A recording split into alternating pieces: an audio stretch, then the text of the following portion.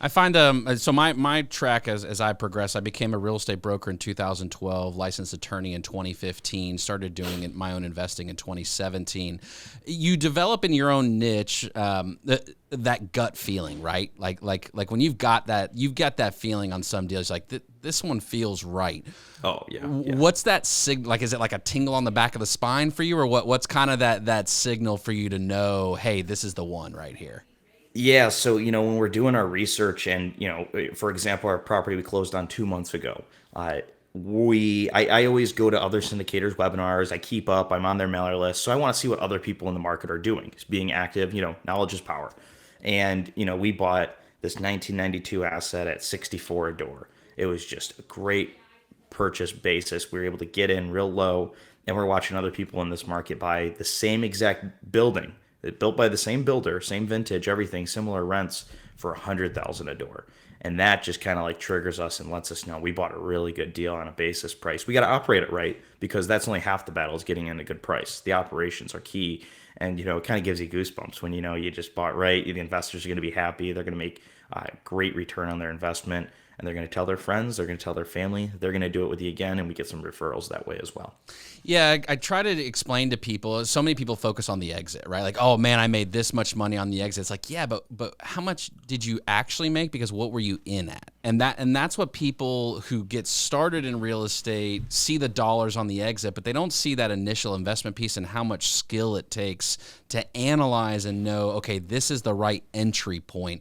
Because if you come in at the wrong place and you've got, let's say, an uptick in interest rates, right, and your commercial loan is coming to balloon and you have to reset here in the next 12 to 24 months, you could be in a world of hurt for some people. Oh yeah. And I imagine Yep. there will be some people that are over leveraged, and we're going to see that. But when you jump into a deal, right, you guys have a 4-step process from what I can see of the Victory Capital Group, right? So what is that process, and how did you guys come about to get to that and quantify it that way? Yeah, definitely. So, like I said, we're looking at the market first. That's going to be the biggest piece. The market's going to dictate it.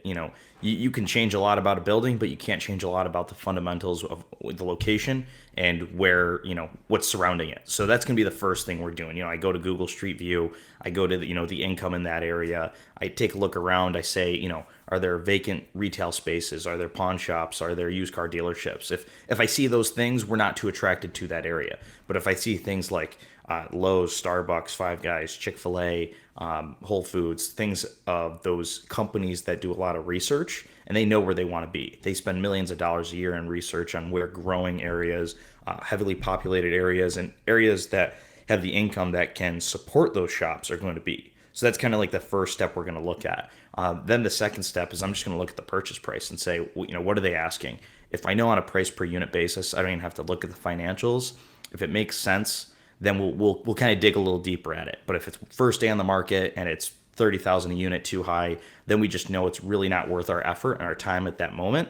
Maybe we'll make a lower offer that aligns accordingly with that, but usually we won't, because we know we're just going to get outbid by crazy and it just doesn't make sense. Then if the purchase price looks like from a distance it makes sense, then we're going to dig into those financials, and we're going to make sure are there any ebbs and flows in any of the collections or the expenses? If so, why is that? We analyze the T12, we print it out, we highlight it, we make notes, we ask the broker the questions, and then we're going to go to and we're actually going to underwrite, and we're going to make some debt assumptions, some strong debt assumptions. We're not just going to throw something on the wall and hope it sticks. We're actively talking to our mortgage brokers every week, every day. What's going on in the market? What are you seeing? And we're not bothering them for every asset we underwrite, because we'd be bothering them hundreds of times a year, and they would just kind of brush us off eventually. It's really, we start talking with them property specific once we have a signed LOI for the most part. And we do this enough, and we've closed enough loans, and within certain time periods, like I said, we did one last month, we're doing the one this month that we're closing, and we know where the typical terms are going to be, so we'll input those in so we can be pretty close on. And so once we get that underwriting honed in and we're comfortable, we make the offer, we send out the LOI, and I'm doing this all from my desk. I haven't gotten up yet. I haven't done a single thing. I've done this all from my desk. Once that LOI goes out and the broker says, hey, there's a good chance this is going to get accepted, or we'd like to get you on site, I'm in upstate New York. We're buying in North Carolina. My partner's in Charlotte. So that's when I'm going to send him out and say, hey, DJ, we've got an LOI on the table. They're pretty comfortable about it. I'm gonna need you to go to this property at this time with this broker. So I kind of cue him up. I'm putting the ball on the tee essentially, and I'm gonna send him some comps too, rent comps and sale comps. So when he's in the area, he's gonna go drive those because we all know a deal looks really good on paper, but it can look very different once you get on site. And it's very important that you get on site immediately. Once we do and everything looks good, we'll evaluate if we still want to move forward or if it's something we want to hold off on. And like I said, I teed that ball up for DJ. He's going to knock it out of the park because once we go under contract, that's when he takes over. He's going to take the baton and start running with it. He's doing our legal work, working with the PSA, with our attorneys. We're on the back end. I'm getting all of our investors ready. I'm getting all the documents ready. I'm getting a professional photographer to the property. And then the exciting part, when we get under contract, that's when I fly down. I go, love at first sight. You get to the property. It's the first time I'm seeing it. Get excited, driving around, seeing the comps, walking the units. And, there's a lot more steps in the process to get to closing and all that. But that's really the nitty gritty of how we're, moving from step one to getting under contract and starting that due diligence.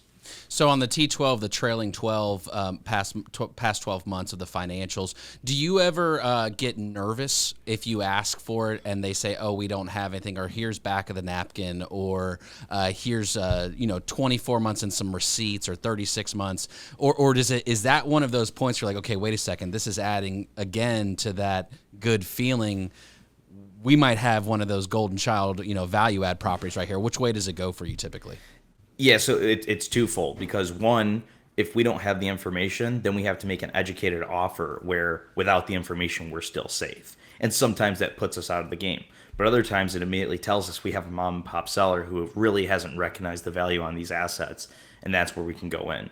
Property we closed on today, mom and pop seller, they live 3 hours away. This is the only property they own.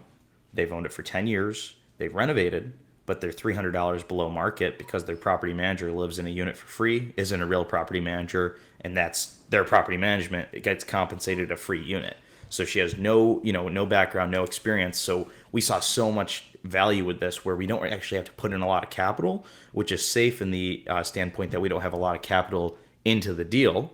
So all the renovations are done. We're still going to go in and do some things, freshen up, clean up, but it's really more of an operation standpoint. We're going to come in with a professional third-party management company, execute on the business plan, and again, that's where it gets kind of juicy, and we see lots of value there.